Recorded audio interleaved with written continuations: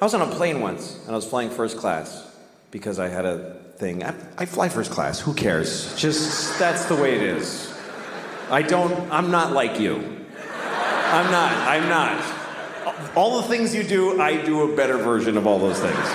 And it's only for another year at the most, believe me. It's not gonna last. It's been about 8 months. I got a year left, and then I'm back to being just like you. But for now, it's pretty good. So,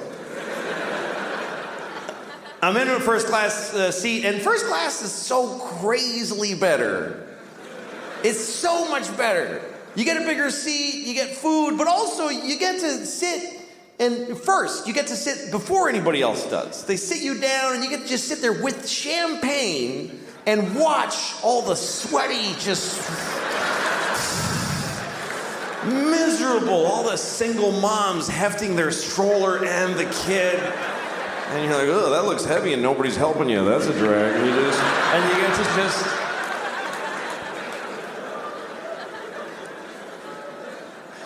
Anyway, so I was on a plane, I'm first class, and a soldier gets on a plane. I see soldiers fly all the time, because that's how they get to the war. They fly on a shitty airline. You think they get to go on a cool green plane with a red light and go, go, go! No, they just go to Delta, and they just wait in line to go to a war. And they always fly coach. I've never seen a soldier in first class in my life. It could be a full bird colonel. He's between two fat guys in coach. And they're always nice. I've never seen a soldier get on a plane like, hey, I'm in the army. You. I have the gun. They're always like, oh, yes, sir. Thank you very much, ma'am. It's like having an extra flight attendant. They help everybody put their up. They're awesome. And every time that I see a soldier on a plane, I always think, you know what? I should give him my seat. It would be the right thing to do. It would be easy to do, and it would mean a lot to him. I could go up to him, hey, son. I get to call him son. Hey, son, go ahead and take my seat. Because I'm in first class, why? For being a professional. I'm in first class because I talk about babies with big. That's what got me my seat. This guy is giving his life for the country, he thinks, and so he has to sit. But that's good enough. That's good enough. The fact that he thinks it. I'm serious. They told by everybody in his life system that that's a great thing to do, and he's doing it. And it's scary, but he's doing it, and he's sitting in this seat, and I should trade with him. I never have. Let me make that clear. I've never done it once. I've had so many opportunities. I never even really seriously came close. And here's the worst part. I still just enjoyed the fantasy for myself to enjoy. I was actually proud of myself for having thought of it. I was proud. Oh, I am such a sweet man. That is so nice of me to think of doing that and then totally never do it. For you. Oh, I see. You always want to fall. Like when Rock was getting ready for the Oscars. Right. We were both in L.A. and he was going to try his set at the Ice House in Pasadena. Uh-huh. So he asked me to come on and do 40 minutes in front of him. Yeah. And he's doing not his best stuff, but his Oscar material. But right. He wanted the heavy lifting. He wanted to... It's like swimming with a heavy suit first before the race, you know? So you went to see him work out his Oscar material? Yeah, yeah. Afterwards, does he say to you, what do you think I could improve here? Sure, yeah. I talked to him for a while about his set afterwards, yeah. Yeah, and does he, when you watched him on the Oscars, did he, because you were at the Oscars. I think I helped him out. Yeah, I presented an award at the Oscars. Like what you presented. I thought it was a great angle. You presented the best documentary, right? Best documentary short. Short. Yeah. And you said, listen, everybody. And I'm paraphrasing. Yeah. You said, these people, this is the most important award we're giving out all night. Mm-hmm. Because most of you who are getting an Oscar, it's not going to really affect your life that much. But best short documentary, these are the greatest thing that's ever going to happen to them. That's right. And they probably live in their car. And yeah, this one, I said, this Oscar's going home in a Honda Civic. Right. It ain't going in a limo. No. These are the type of people who are in show business, but they barely. Didn't get dresses That's right. made for them. If you're a nominee for Best Actor, you have a union that looks after you, and you're probably wealthy. Yeah. But this is the one where they just got nothing. And you love these type of people because, in a way, I feel you wear as a badge of honor the fact that you didn't go to college, that you had a series of jobs as like a dishwasher and jobs, and a mechanic before you kind of hit it in show business, and you identify with the underdog. Yeah, and I made little short indie films. I went to Sundance with a short film, and 13 people watched it, and nothing happened. And, so I've been exactly where they are. That's what surprises me about it. No, when you were at the all. Oscars and you saw Chris Rock hosting, did you say to yourself, hey, I would like to host the Oscars? Was there any twinge of a kind of a feeling for doing that? Well, I'll tell you, because I was presenting, and I was scared to do that. Yeah. I was scared for him. He's my friend, and I watched him go through getting in ready for it, and he didn't pick an easy monologue to do. No. And but I went, and I'm sitting. I've been to the Emmys every year for the last 5 years, and it's just nothing to me now. But the Oscars is a different world. And as it was getting close to my category I was going to present, I started feeling my heart rate go up and my blood start to get weird. And then somebody in a headset crooked their finger and said, come on. And I'm going backstage to do this thing. And I freaked out.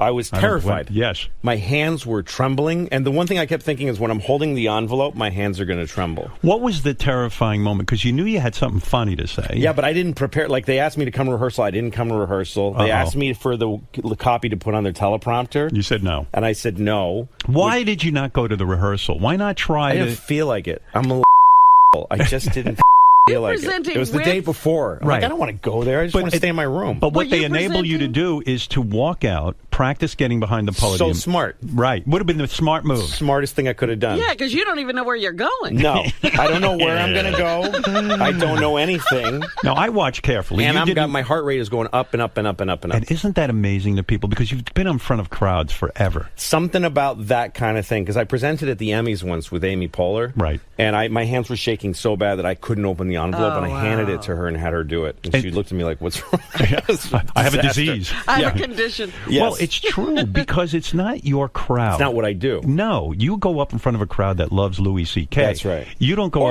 or a random comedy club drunk crowd. I mean, that's my favorite thing is to go up in front of people who have no idea what's going to happen. And that happens less and less because a lot of people know you now. That's hard to get now. Do you miss the days when Very much so. Yeah, because going out there, the adrenaline rush, I would think, is winning over a crowd that doesn't know who you are. That's a great feeling. So yeah, so at the Oscars, I'm scared. I'm talking to Lou Gossett Jr., which isn't helping. Yeah, because it's so bizarre. Well, that's what I was going to say. You're presenting with someone. Yes, and I'm drinking red wine, trying to calm down. Are you aware that you were next to Lou Gossett Jr.? Are you aware that maybe I'm taking up too much time? It's also his presentation. Yeah, that's right. That's what I am thinking. That. Yeah, because I'm talking to him and I'm like, he's probably trying to get in his head. And then they were about to. The thing I've learned about things like this is just listen to instructions. Because then I get there and because I didn't rehearse, this guy tells me 50 things that I have to know, and I just listen really carefully. Yeah. And then Chris goes, he's going to bring me on, and he goes, "What do you want me to say?" And I go, "Can you mention Horace and Pete?" And he goes, "Sure." And then I realized this is like being at the Comedy Cellar. You'll mention Horace and Pete. Brings me on. Yeah. But so I went out there to present it, and my heart is pounding, and I know the shape of what I'm going to say, but I don't know it. I start to explain my idea, and as laughs start to come, then I get one big laugh, and I'm in absolute heaven. I'm in a stratosphere of happiness. Do you look over at Lou Gossett to see what he's doing while you're doing I don't know where he was at that point. This was like in the lounge. Yeah. But so I did, and then I got two big good laughs. And it was then when a funny it was routine. over, thanks. And then I see the thing that it says, here are the nominees. And when I got to say the thing that meant I'm done, the relief was intense. And then I thought, it would be fun to do something like hosting a show like that because I'd have overcoming... like I did Power Players Jeopardy the other day. I was going to ask you about that. Yeah. Why did you agree to do? Because you can look like a moron. Are you that good at Jeopardy that you would do Power Players Jeopardy? Never. If I watch Jeopardy, I'll get two answers. Why did you do like? First of all, why did you put yourself through the Oscars if you just hate it that much? But you know what I mean? It's fun to do things that you think you're going to at. But and wait see a what second. happens. Okay, maybe the Oscars, but that's still your milieu. Yeah. The Totally Jeopardy, out of my comfort the zone. Jeopardy though, you can look like a real idiot because Sure. even if you're a smart guy, you got to know facts. You got to be fast. Who That's are you right. playing against in Power Jeopardy? A guy named Jonathan and a woman named Kate, and I don't remember their last names. They're One guy, famous people, He's right? from CNN, and they're journalists. They're like thoughtful, smart people. Right. You can't announce whether you won, obviously, because you No, taped it, right? I can't. But were you humiliated in this thing? Okay, so I was scared to do it, but the reason I did it is because it's for charity, and Right. it's this group called the Fistula Foundation, who's kind of like my charity. Everything Now, I do. a that's for charity. fistula is the thing in your ass when you push too hard, you can blow a hole in it. That's right. So what happens to women all over the world in poor countries? Yes. They give birth in the whatever in a hut, And they got like an alien vein they get hanging out of their ass. fistula. They get And Yes. so then they pee themselves. Everything is mixed. Right, and when yeah. they pee themselves, their whole community shuns them, and their life is over. I cannot believe you found a charity called the Fistula. Fistula Foundation. And you know the what's smart hardest about This should charity be your to charity. explain on television. You know what's great about that charity? Yeah. There's something they can fix. They can fix it. That's exactly right. Yeah. All Right. they do is pay for the operation, and then these women's lives are set. They I can love it, because get sometimes- educated, they can get a job, do whatever they want. Sometimes, like when you used to give to the muscular dystrophy with Jerry Lewis, you say, this We this has been don't going on have for a 50 cure. years. Never- There's no nothing's gonna goddamn cure. happen. There's no cure. No, Fistula, they can sew up and That's do all they something do. nice. Sew Howard, it you up. were always. Why didn't you found the fistula? I was thinking Foundation? testicle cancer, but you're right. Yeah, I don't know. Fistula Foundation is a great group. They I might just join do that, a too. simple thing, and they're not a big, giant corporate entity that, you know. Right. Have you ever pushed so hard that you got hemorrhoids or fistulas in your ass? I don't know. I might have. I was too ashamed to go get it checked out. There's a lot of shame associated with fistulas. With isn't there? assholes and That's dicks true. and All right, so vaginas. get back to Louie. But I don't think it's as simple as that. The thing is that Ellen is not a popular person. She's kind of a rotten, smelly, awful, what I met stinky. Is she not a nice lady? Idiot. She's. I wish we were on XM so I could describe her completely, Of course. but I can't. Wait, what have you heard? The FCC would not let her be accurately described. This is interesting. It would be like if a cop said who shot you and it was her. I'd be like, you got to take me off the air because I can't tell you. Jimmy met her in Vegas, so this is really interesting because he got the big blow off. She was doing something for XM, and we were out there for XM. So I was like, I walk up, and she's being filmed. I'm like, hey, I get my pictures with everybody. It's just what I do. It's You didn't get a picture with me. I've met you twice now. Yeah, but I'm too nervous to ask. Okay. So I walked up to Ellen, and I'm like, hey, I'm a comic. I'm also doing something with XM. I just wanted to get a quick picture. She's like, oh no, I can't. I'm in the middle of shooting, but she wasn't, and I wanted to spit in her face. Yeah, she's I really. gave her a good trashing, if that's any consolation. Good for She's- you. I know people that work for her as writers, and she's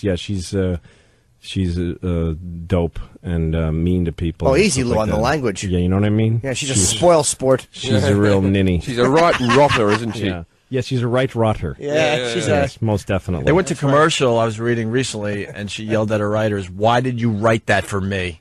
Yeah, she's really got gallons of. Yeah, that had made the press last week, I believe. Was she a good stand-up in a day? Yes, I think she was. Is that okay to say? She was a good Yes. stand-up. Okay. She was fine. She was all right. I know she never made me laugh really, but because she's got that way about her. Being a leather. Well, no, not that one.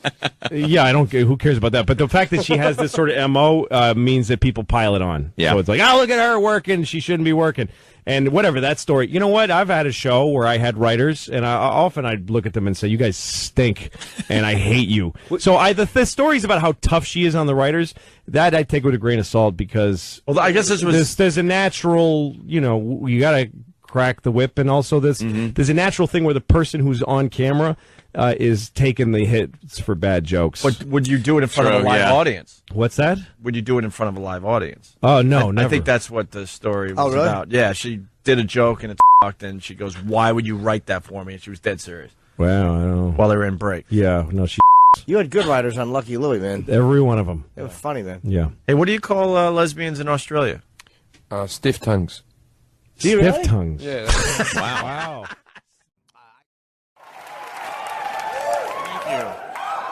Thank you. Thank you very much. This is exciting. My nipples are hard right now. They are. I just noticed it. Ooh, that kind of hurts. Hello, everybody. Nice to see you all. My name is Louie. I'm a 42-year-old divorced father. I got 2 kids, 2 girls, and it's, you know, the hardest part of being a parent really is just the days that you spend with your kids. That's really, ask any parent. You ask parents, like, is it the worrying? Is it saving? But no, it's just the days. It's just every day. My kids wake me up at 6 o'clock in the morning. Okay, I don't get up at 6. Before I had kids, I blew off whole careers because I didn't want to get up. Like, I just won't be that then. And then you take them to school, and then you pick them up, take them home, then it's like, how early can I put them to bed that isn't child abuse? Like 4 p.m.? Putting your kids to bed is murder because they don't want to do it. They're just laying awake just like Clockwork Orange, just so excited. And I just want them to I want to stop their ceaseless joy for life. So I can go watch Cash Cab and jack off and pass out. That's all I want. I love my kids, but I want them to stop at bedtime. So I just want them to go to sleep so I can eat all the ice cream in the house that would break their hearts if they knew how much ice cream. There's so much ice cream in the house, and I never give it to them. It's mine. I wait till they're sleeping, and I eat it in their room in the dark over their beds. And also, I'm a divorced dad, so when I'm with my kids, it's just me and 2 little girls. And that's a challenge. There's certain things like we were in the airport the other day. I was taking my kids somewhere in New York, and they had to go to the bathroom. Now, when kids have to go to the bathroom, you don't get much warning. They don't go, hey, Dad, I kind of have to go. Should we start looking for a place? They just go, I'm going to poop in my pants in T-minus 5, 4, 3, and it's over. So you got to find a place. Now, take yourself through that logically. I'm a man. I've got 2 little girls. I'm not allowed in the ladies' room. I mean, not me personally. I didn't get banned. I can't go in a ladies' room because I got a big old penis. So I just can't go in. I'm not bragging that it's not big like porny, thrusty penis. It's just big like an old man's nose. Just kind of like, just kind of droop, you know, like a lava lamp, just bloop. It's big in an upsetting way. You don't ever look at my penis. It's awful.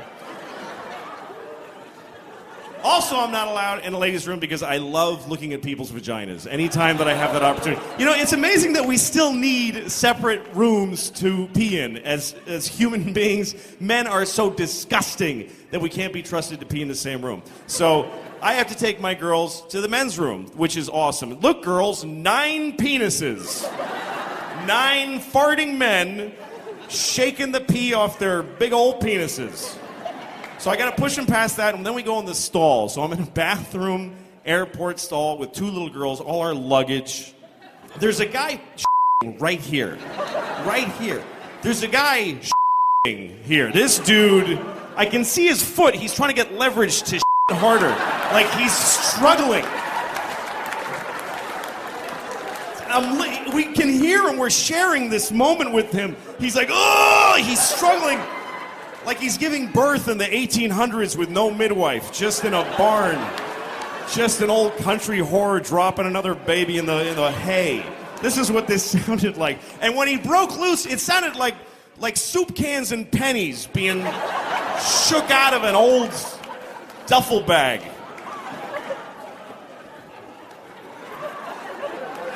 And he's this close to my beautiful daughter's little tiny face, who, by the way, is shitting her brains out. This kid is no princess. She is cracking pipes. So she goes, then the other one, then it's my turn. I'm peeing. I'm trying not to fart in her faces. It's a challenge. That's what I'm trying to say. It ain't easy. But I love my girls. I'm trying to stay in shape. No, I'm not. I have a doctor who told me that I eat too fast. He said you should eat slowly. Because what happens is when you eat, there's a signal that goes from your stomach to your brain that says you're full. But it takes that signal 20 minutes to travel from your stomach. First of all, what a douchebag my body is. That it takes 20... What's taking 20 minutes? If I stub my toe, I know it instantly. And that's twice the distance. What's taking this signal 20 minutes? It's like... Hey, Tit, what's up? What are you doing over here? My Tit's like, dude, get up there. We're getting fat. Hurry up. Oh, excuse me. You know, hey, asshole, what are you doing? All right, I've disgusted you enough. Thank you very much. Thank you. Thank you. Thank you, man. Thank you. Thanks for being here on the 100th show. You're really. one of my favorites, too. I mean, of all time. I think you're one of the greats of all time. I'm serious, man.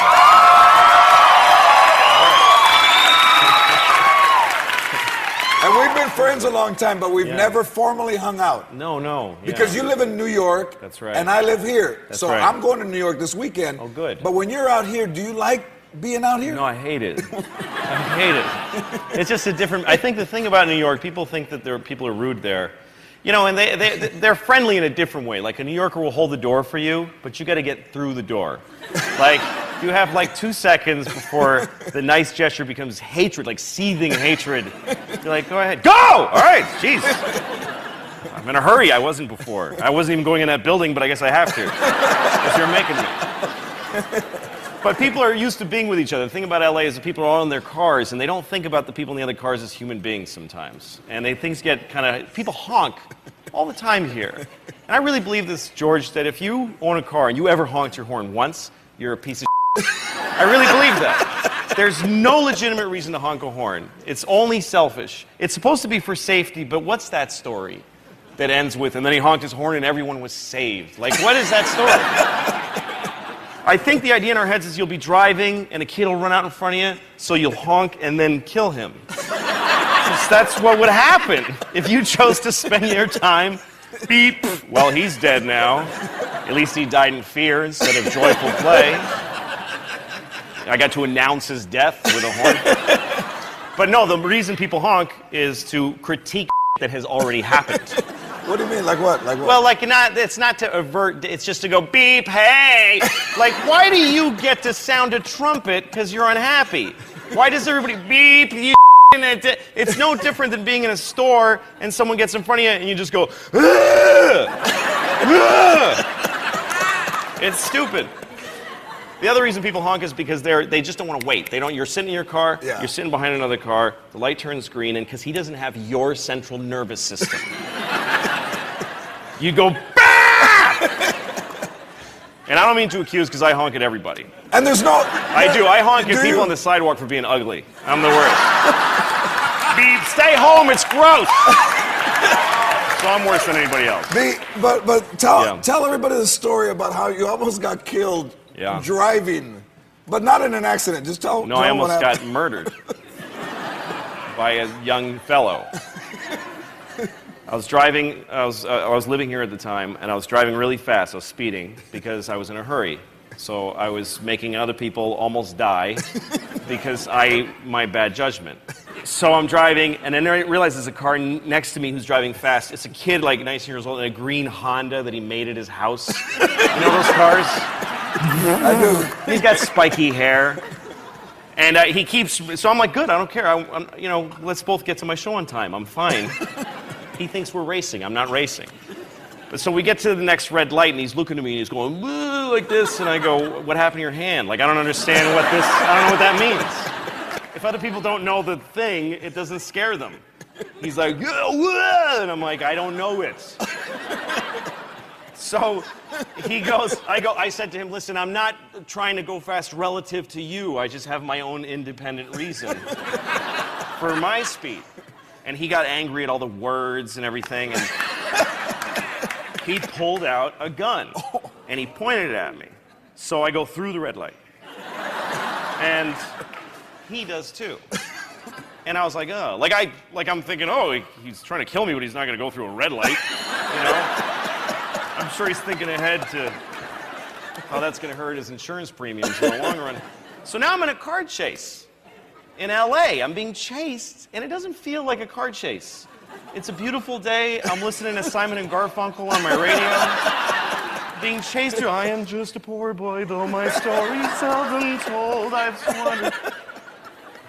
So I call 911 on my cell phone, and I go, there's a guy chasing me with a gun, and he's trying to kill me. That's what I said. And the lady goes, why is he doing that? I swear to God, why is he doing that?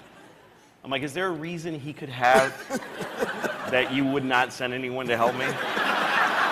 Like, if I tell her the story...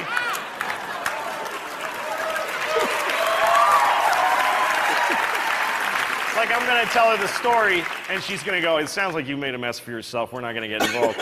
So I did the same thing anytime I call a company, and I don't like what. You hang up, you call again. Right. Right? Get another person. Get another person. So I get another guy. He goes, 911, what's your emergency? And I tell him, and helicopters show up right away. I guess I just sound white enough to call in an airstrike. I'm nervous. You are fantastic. Hey, if you ever seen Louie C.K. live, you have to see him live. Until then, watch Louie C.K.'s sitcom Louie, premiering June 29th at 11 o'clock on FX. My favorite comedian. My first week in the building about a year ago, I went down to the courtyard for the first time, and I didn't look too good, you know? It was a Sunday morning. That's my least presentable hour. There's a lot of, you know, just stains, just like, you know, food and me and whatever. And so I'm sitting there. So, shut up. Oh. Anyway, so there I was. I'm sitting on the stone bench of this courtyard and feeling a little out of place. You know, there's these fancy doormen and stuff. And then there's this guy looking at me. I notice he's looking at me from across the courtyard. And he's all spiffy looking. He's got brown shoes and he's looking at me like, I could tell he was thinking I don't live in the building. He thinks I just wandered in off the street and sat in the courtyard. And I could tell he's thinking of coming over and dealing with me on his own. And I'm sitting there thinking like, oh, please do that. Yes, please, come on. And I'm trying to look even more gross. And I'm like pulling up my shirt. And then I see him go, oh, no, that's not going to do at all. And he comes over to me. And I'm like, I'm so excited to have this thing. The confrontation where I'm not wrong at all. And he thinks I am. So he comes over, says, excuse me, do you live in this building? And I said, no. Because why not start there? I said, no. He goes, well, then what are you doing here? And I said, I just need to rest. I'm having a hard time.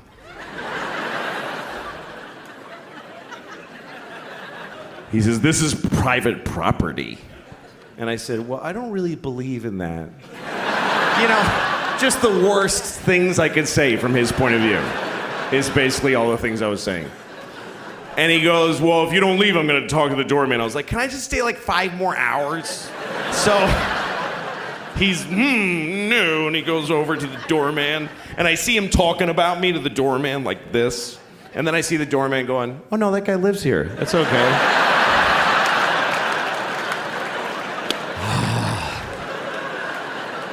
And the look on his face, it was just so, it was this beautiful cocktail of anger and confusion.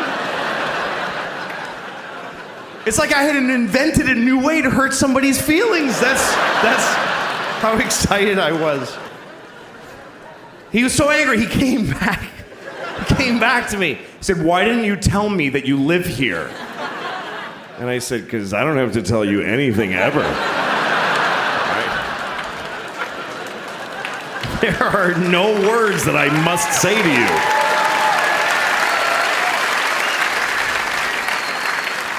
Also, I didn't want to ruin your thing. That's your favorite thing you were doing. You love that!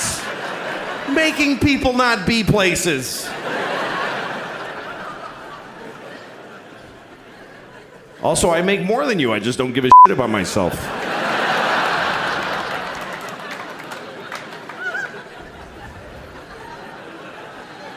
Anyway, he didn't say anything after that because, well, the whole thing didn't really happen.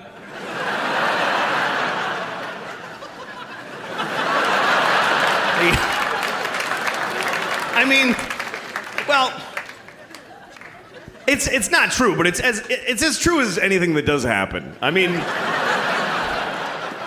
really, anytime anybody says anything to me, I decide what they said anyway.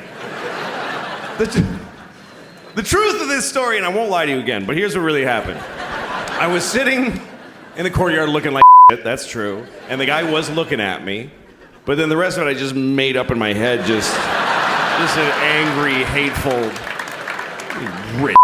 You probably want to kick me out. And then here's what I would say, and then you would do this, and then I would say these 3 really cool things right in a row. And of course, he set me up for all of them because I'm him too. It's kind of hard to lose an argument when you're both people and it's taking place in your brain. And then in reality, he really did come up to me. And he said, "Are you new to the building?" And I said, "Yeah, I just moved here." And he said, "Oh, welcome." He was so nice. He was incredibly nice. And he's been, for the last year, is my favorite person in the world. He's George, my neighbor George. He's probably watching. I love George. He's the greatest.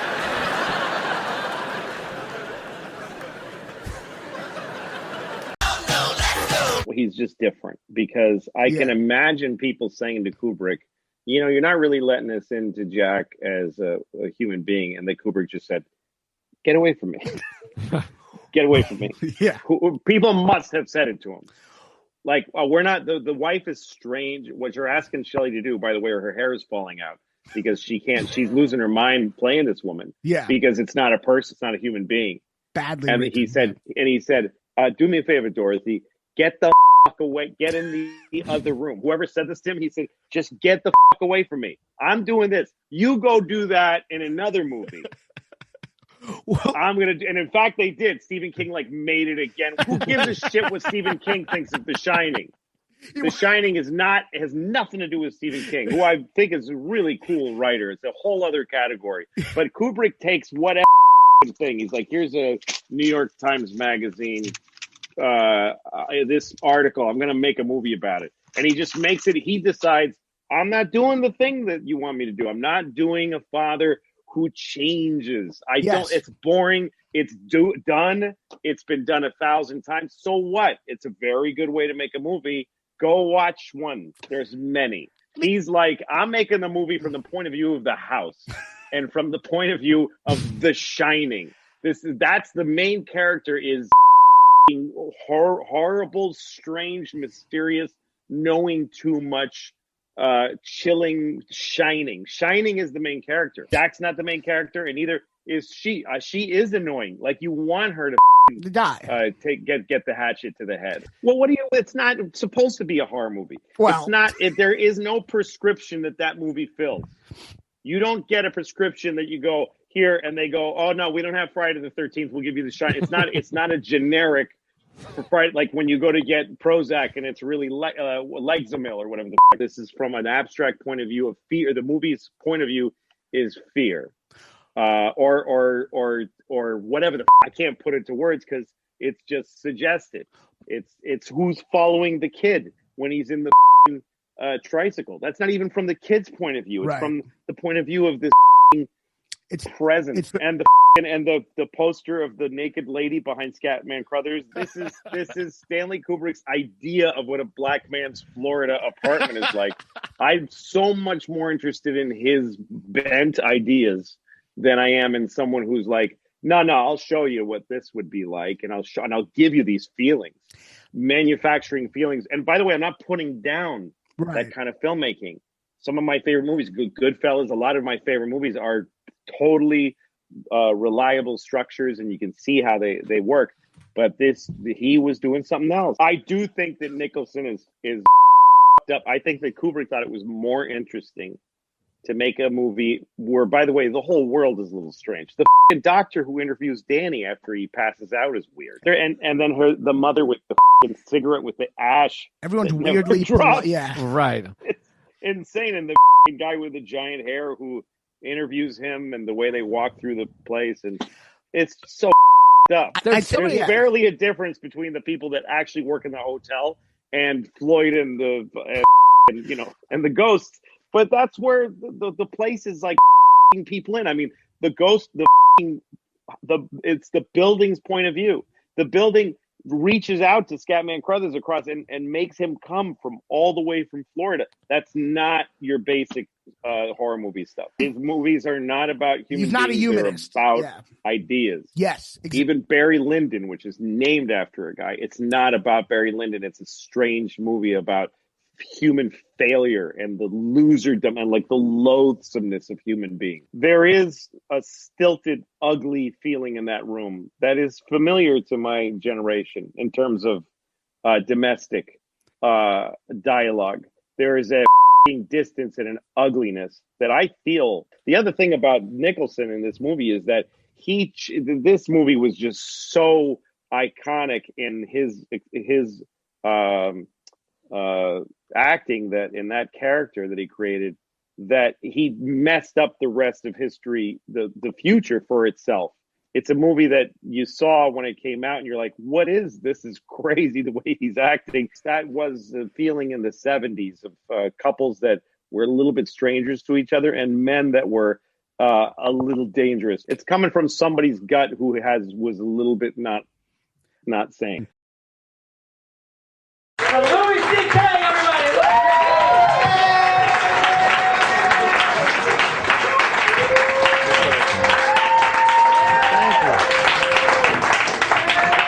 Thank you very much. Thank you. Hi, everybody. It's nice to be here. Nice to see you all. It is. It's nice. It's funny to see you all here because I f***ed all your mothers. So that's weird. Isn't that a weird coincidence? I f***ed all your mothers. And here you are. You're not mad, are you? Did you all get together because you're mad? They liked it, so don't worry. You shouldn't be mad. You should want your mother to enjoy herself.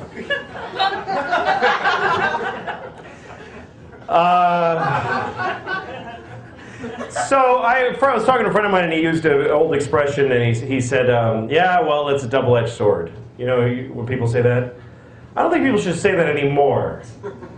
Because I don't really relate to it that much, because I don't have a lot of swords. And everything is a double-edged sword, too. Like, nothing isn't a double-edged sword. It's like, oh, I'm going to Vegas. Yeah, well, that's a double-edged sword. Because you could win or you could lose. Hey, the football game was on. That's a double-edged sword. Because football is fun, but then something else is too when you're not watching that. Even single-edged swords are a double-edged sword. You know, you cut something with it, but the other end is kind of flat, doesn't really cut well. So it's kind of a double-edged sword.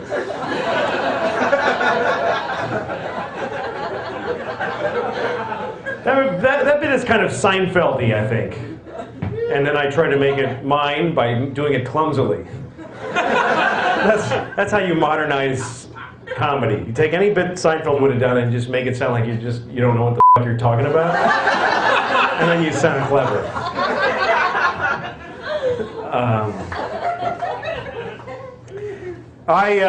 You ever feel like you're gonna fart and then instead you shit on your father's face? And everybody on the bus is like, hey, that's not appropriate. And you're like, I thought it was gonna be a fart. And they go, oh, all right then.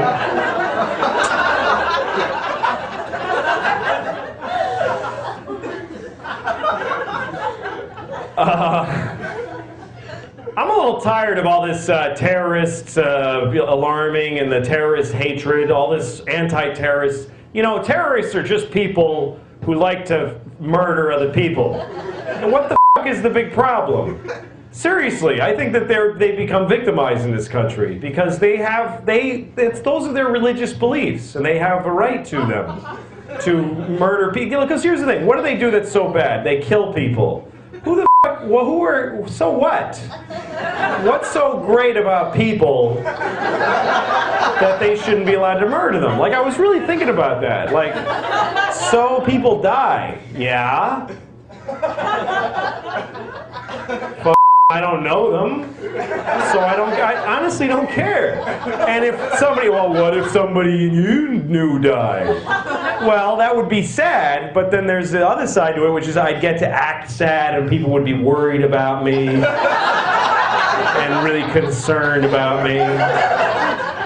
You know, like when you were in school, did you ever have when you were in school, when you were a kid, like fantasies about your parents dying so that you'd be really special in school? Like if your parents got killed, you'd go to school and they'd make an announcement, Joey's parents died today, so everybody, and all the cute girls would come up and go, are you okay? And stuff like that, which would never happen.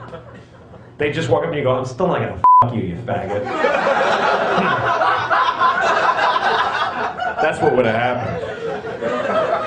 And that would have I would have jerked off to that and had a better time than if I them. Seriously.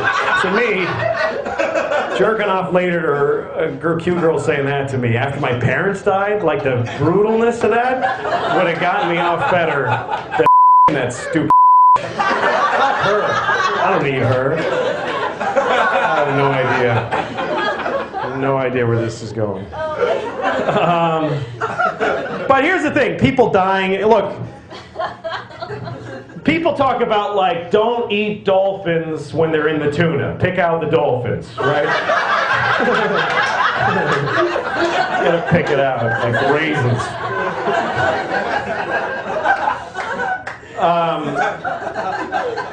But and like you ever go to shop for tuna and like it says dolphin safe and you kind of go like, yeah, but like somehow you think it's not going to be as good. Like I want to do the right thing, but it's probably kind of bland without the dolphin. But here's the thing, like why not kill and eat a dolphin? Why not? Oh, because well, no, I don't f***ing get it. If you're a tuna, fuck you, we're eating you. So I don't really see the difference. And I think it's wrong to eat tuna and dolphin and cows and everything. But I eat them. I eat them all. Because I don't care that it's wrong. I totally think it's terrible, but that's not important to me that it's terrible. So what if it's wrong? It tastes good. And I like the way it feels when I eat it, so it. But I'm not going to pretend I'm doing something that's okay just because it doesn't think or something. So when I think about that, I think, yeah, so people die. What's the big deal? They're dead, and some of them might have been assholes. You don't know.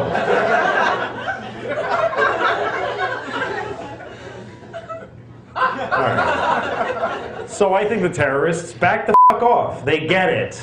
They get we don't like them. I think that's what they would say. If they could make a statement, okay, we get it, yes, blah, blah, you hate us, fine. Jesus Christ, you guys, with the terrorism this. Okay, move on already. You actually seem sort of offended that I'm doing an accent. That's what's funny to me about this, is that everything I've said so far, you happily laughed at it, be like, that sounds stereotypical. I'm not sure it's cool to laugh at that. That sounds like a stereotypical guy. Anyway, it was a Mexican accent, so. And I was talking about a Mexican terrorist, so fuck you. Because you didn't even know what you were being offended about.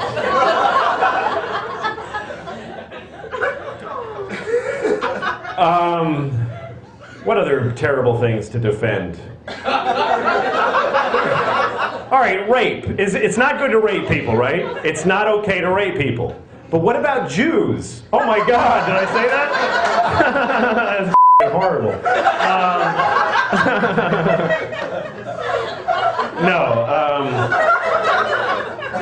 Here's my question. It's not okay to rape people, and I totally think that you shouldn't rape people, and I don't rape anybody. Anybody. But when does a person become a person?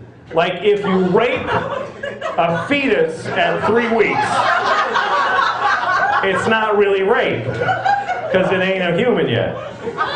So it. Get right in the hole. Who gives a shit? I don't even think people would mind if you walked up and raped their fetuses. Sorry, it's not a kid yet. Don't worry about it. Enjoy, please. Don't rape me. But if you have some way to rape my embryo, have at it. No, I don't think that there's any good reason. You could have a reason to rape somebody. Like, say there's somebody you want to fuck them and they won't let you. Then what else are you supposed to do? What other recourse do you have? What, are you going to not fuck them? That's absurd.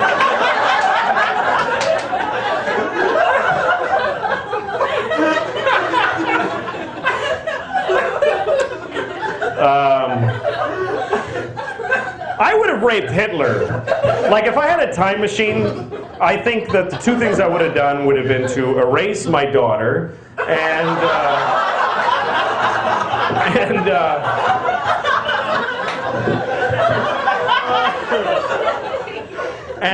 raped Hitler. Because I don't think it would have been enough to kill Hitler. I think if I raped him, he would have had no balls to do all the shit he did. He would have been just kind of depressed all the time and sitting on the floor of his shower crying with holding his knees and stuff like that. And a guy who does that can't have the focus to take over the world. So I think I would have done some. And also, I wanted to fuck Hitler, seriously. I think he was hot. I seriously was attracted to him. I used to fantasize about his brush mustache sort of tickling my balls. I don't know how that would work logistically. He's there, but then he'd have to... I guess if we were 69ing, then his mustache would tickle my balls, but then that wouldn't really be rape. 69, you can't rape people into a 69.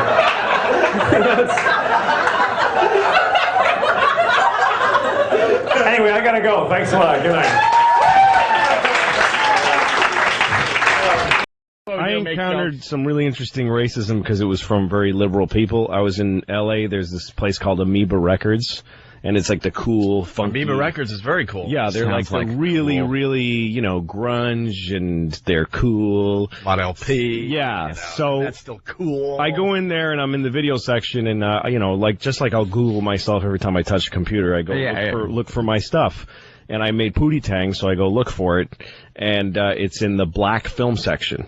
And I'm looking through the black film section, and it's every movie with a black person in it. It's not like movies about Afrocentric subjects. It's just anyone who's black is in that section, and they're not in the other sections. So it's like this ghetto of black movie. Just anybody who's black has to be in that section. And so I went up and asked the girl who works there, who does the curating, and she's this chick with nose rings and punky hair, and I go, that's really kind of racist. You have like a ghetto, you have like a black section in your video. And she's like, and she turned red because the idea that she could be racist. Oh, that she's like, no, look at me. Look at me, stop. I'm in LA. I'm a liberal chick here. And I'm like, if you're a black filmmaker and you make a drama, you hope people will look through the dramas and just pick, have the opportunity to pick you out of any drama. Why do you have to be in the, Yeah. And she's like, well, I'm gay. And we have a gay section, and I'm glad. You pulled that out. It's like, what does that have to do with anything? And black people have to be like gay people? Yeah. That they need gay cinema and black cinema? Wow. That is real typical liberals liberal can thinking, be totally racist. It's a lot of work having kids, especially now. As opposed to the past. Because in the past, you just had your kids and they just did their thing and you did your thing. That's what it was like for me. I'm amazed at that now. Because I have a 5-year-old and an 8-year-old. My oldest daughter is 8 years old. And when I was 8, my mother, she would go to work and I'd go to school. We were like roommates. There was no... She'd just go, see you later. Maybe I'll have a child when I get home from work. I don't know. I would go to school and then I would just wander around town. And I would do weird I used to go to the store and steal tampons. I got in this weird thing where I stole tampons every day. And I never got caught. I mean, the guy probably saw me, but he's like, I'm not confronting the kid who steals tampons. I did a lot of weird shit when I was a kid. I showed my penis to a girl with Down syndrome that lived down the street. I did that. Go ahead and judge me. I was 9. I'm still the guy who did it, but I was a kid. I just really wanted a girl to look at my penis. I wanted to have that moment. And I was too afraid to ask any girls that didn't have Down syndrome. Basically, was because girls in my town scared me. They smoked parliaments and had feathered hair and leather jacket. You fucking queer. They were tough. But she was approachable. I met her behind Kentucky Fried Chicken by a dumpster, and she was just nice. It's a true story. And I asked her, I didn't just go, hey, look at my dick. I asked her, can I show you my penis? And she's like, fine. And I took it out, and we're both standing there, and she's looking at me like, dude, you think you're the first person to do this? I've seen every dick in this town. Just put it away. That's what it was like when I was a kid. I mean, not for everybody. Not every single. Oh, sure, we all showed our to people. The hardest thing about having kids is just the days that you spend with them. That's really the hardest part. It's just every day that you have them is the hardest part of having kids. It's just every day. It's getting up at 6 o'clock in the morning, which, first of all, I'm not that guy. 6 o'clock in the morning. I have blown off entire careers because of one day I didn't want to get out of bed. Like, oh, I'll just not be that then. I have to, first of all, I got to get them dressed. That's number one, because that's the one that people will notice. That's the only one. If that's the only one that I get done, I'll be okay. Because I can't, if I show up with two naked kids, I'll go to jail. So I have to, but I can not feed them. They're fine. I ate. They're just a little tired. It's fine. And then I got to get them to school, which means walking. The older one goes to kindergarten. It's third grade. Jesus Christ. I just said kindergarten. And she's in third grade. You know what's even worse? She's not. She's in second grade.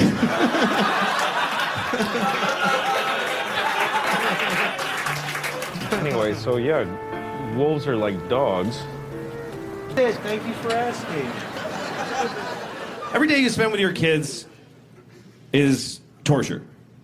And it's because I love them. If I didn't love them, I wouldn't matter. I just play poker with my friends, come home later, oh, they're dead. But I love them.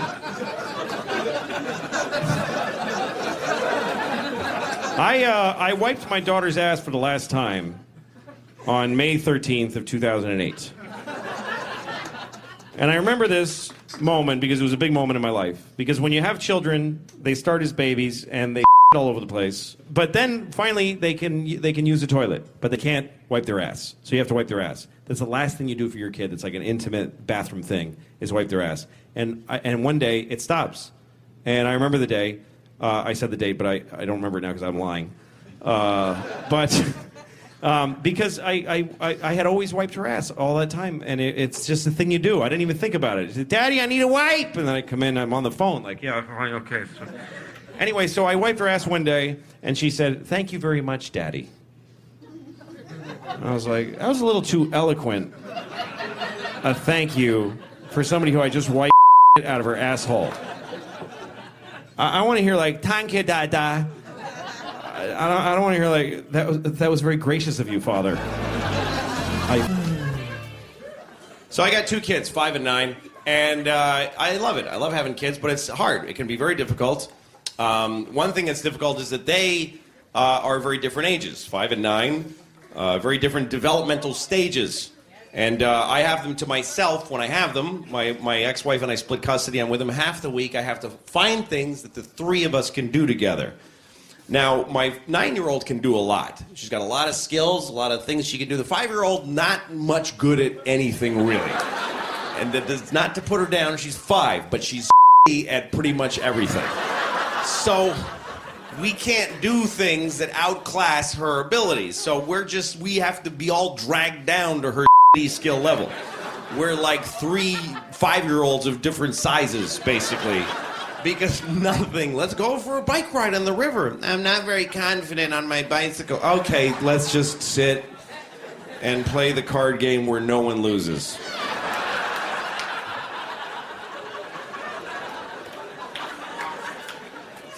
We went swimming one time, the three of us, and that was a nightmare because we're in this pool. There's a deep end, there's a shallow end. The older one is in the deep end, the 9-year-old. She's having a ball, but she's lonely. Who wants to swim by themselves? She's in the deep end doing flipper tricks, and she's like, Daddy, swim with me. And I can't, because I'm in the shallow end with a little one who's clinging to my leg in fear. Don't put me in the water. I'm like, it's not, it's this, it's to your tits at the highest. Just stand there. It's fine. Now I'm gonna drown. There's sharks. Why would I lie to you? Really? I would put you in and go, ha ha, you're drowning. I tricked you to death. Really? I'm gonna do that? If I wanted to kill you, I'll wait till you're asleep and go like this for 4 minutes and it's over. Okay? That's how easy it would be to kill you. You should thank me every morning you wake up alive. That's how easy it would be to kill you. I know how to look after you! I'm good at it! You're not dead yet! I love that kid. I love that kid to pieces. But I wish he was never born. That's how it feels in certain tiny moments. Any parent who is honest will tell you that you live with that ambivalence. You just have it. You look at the face of your beautiful, lovely child, and you think two things at the exact same time. I love this kid so much that it's changed my whole life.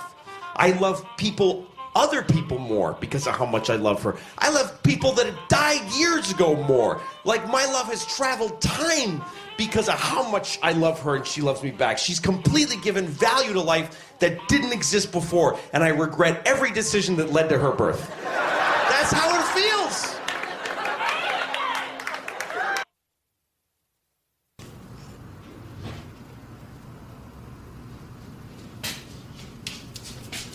Daddy! Hey. Good morning, Daddy. Good morning. It's 4 o'clock in the morning. Why are you awake? I'm hungry. You're hungry. Daddy, can we go out to breakfast? You want to go out to breakfast now? You had a bad night. Well, you know, sexual perversion is a problem. You can't stop it. People got to do what they got to do, and you know, this country is pretty perverted. I mean, we have to jack off to everything. There's nothing that just gets, there's not like sex and then everything. Sex is in everything. You watch the news and there's a woman like telling you, and in Libya. I'm like, yeah, well, tell me about Libya. Fucking tell me about Libya. Say Libya again. Come on, fucking right up to the screen, my flat screen. Come on, say Libya again. It should just be a person in Libya, whatever. Why does it have to all be so sexualized? And music, like everything is like every musician is attractive. Isn't that a weird coincidence? That everyone who can play music also looks good? I would have thought there'd be like one ugly guy with a guitar who would be amazing, but zero. And there's like teen pop idols who are children. And they're on TV like going, it's a kid. And folks are jacking off to them. Folks. Just folks are jacking off. Well, folks are jacking off to the girls on TV. Some of them are really young. I can't think I don't know their names. I don't have that knowledge anymore. I'm too old. Britney Spears is like, when I think of a teen idol, is Britney Spears. That's how old, because she's my age now. That's how long ago that was. She caught up to me. When I was 35, she was 18, and now we're both 44 years old. So that's how little I know about who these people are. I love, a lot of filmmakers. I like Scorsese. Those are the kind of the streets of New York filmmakers that I really love. Well, Scorsese's a little bit trippy, you know? Yeah. It's a little strange. Like Mean Streets, which you should go back and watch. I haven't seen that in a while. It's so good. But there's really, it's a scene about these kind of like scrappy mobsters in the Greenwich Village in the 60s. But then there's a scene where a guy goes, hey, come into my, this guy that owns the bar, he goes, come in the basement, I want to show you something. He has a tiger in a f***ing cage that he bought. And they're all like, what the f*** are you doing with this tiger? And it's kind of a funny scene, but then he gets in the cage with the tiger and he starts hugging the tiger. and it gets really quiet.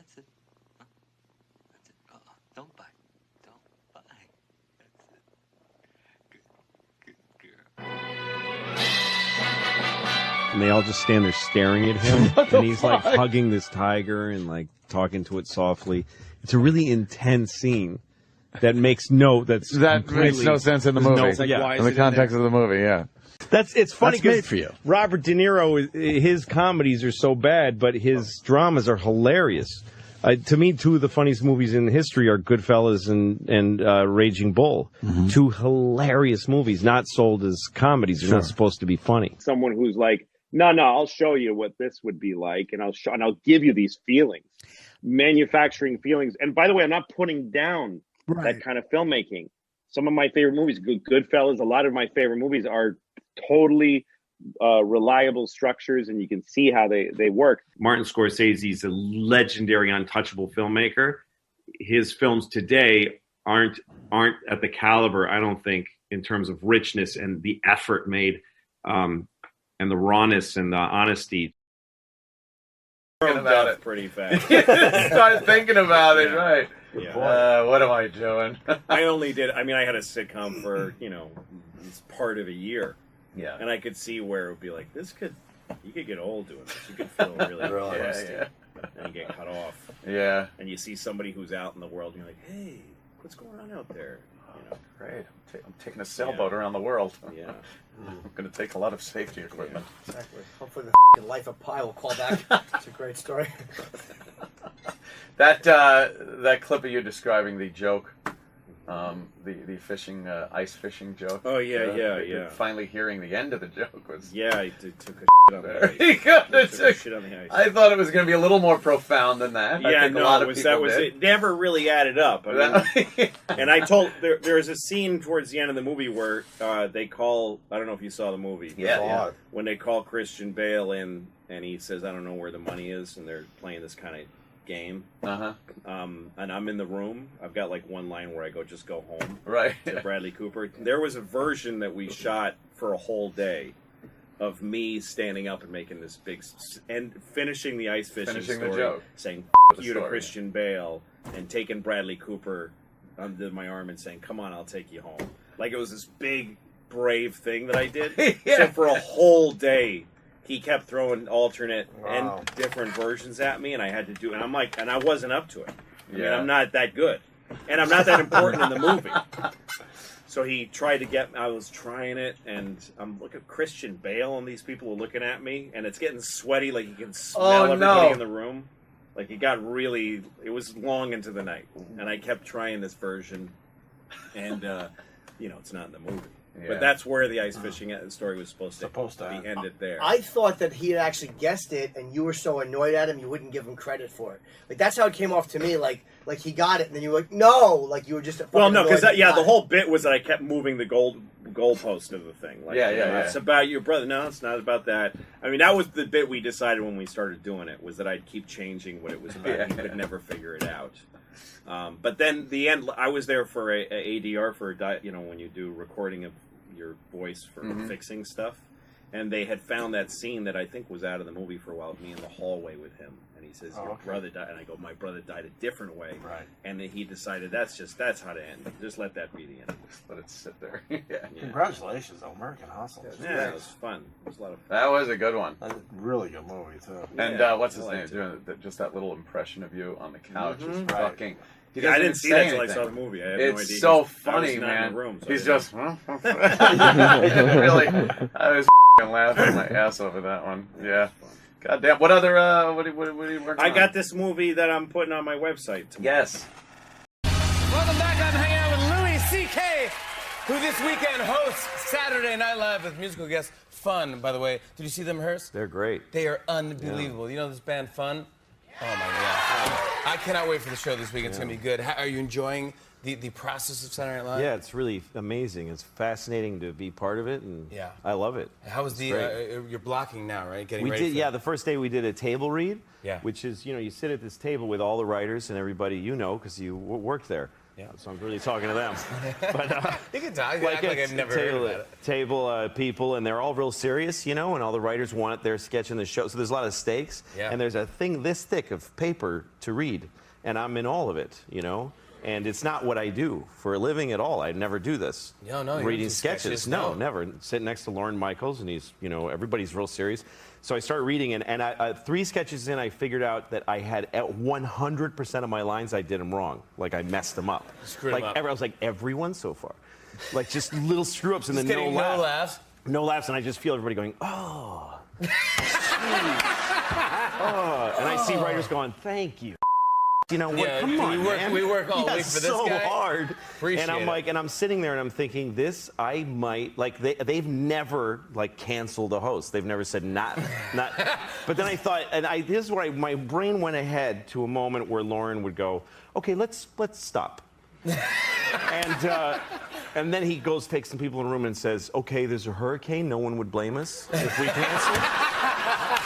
And I realized they could totally do that. Yeah, they could totally say, not I was doing like, the show. I might be the one host that they just go, no, and then we'll tell them we'll bring them back, but it'll never happen. Yeah, exactly. And, but then I've bombed on stage as a stand-up thousands of times, you know, and all that failure is very educating.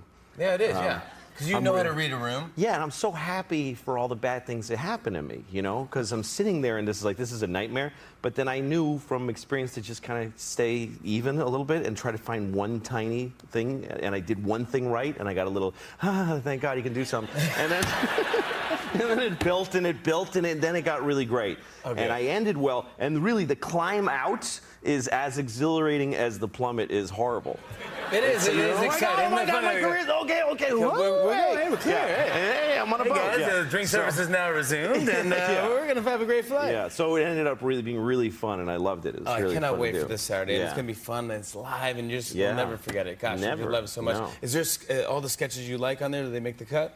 I like everything. There's one sketch that I'm in that I really hate, because what I'm doing in it is really embarrassing. Oh, yeah. And I'm wearing stuff, and it's awful, but I knew there should be one thing in it that I really don't want to do.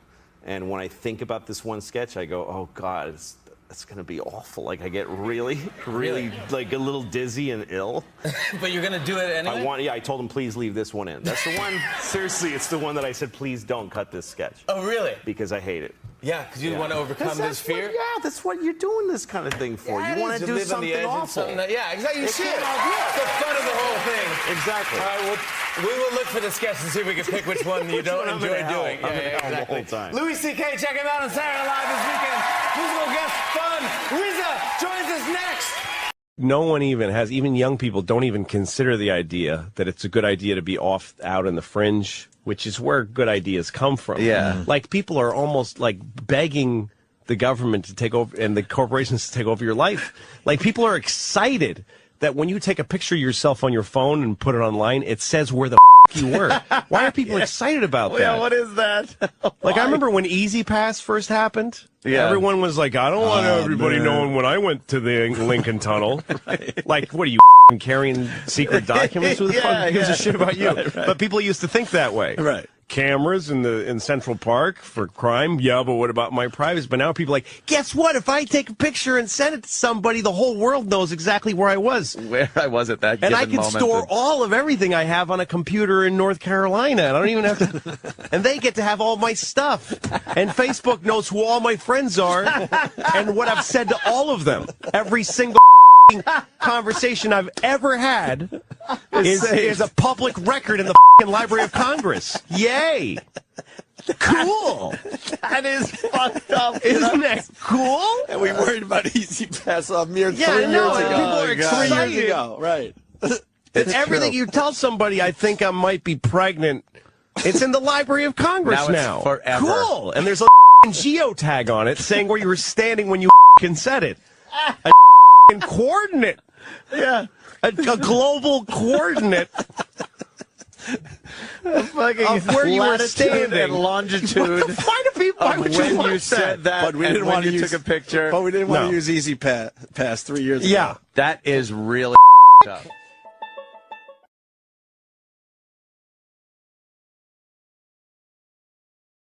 We used to let kings take over for their fathers. That's the craziest rule that ever existed. That if the king dies, they let his kid be the king. What are the odds that he's not going to be a piece of shit? How do you let that... That's one of the weirdest things that we've ever done as a race of people. I mean, all of us. White people, and I mean, there were black kings too. African countries. There's never been a black king of England.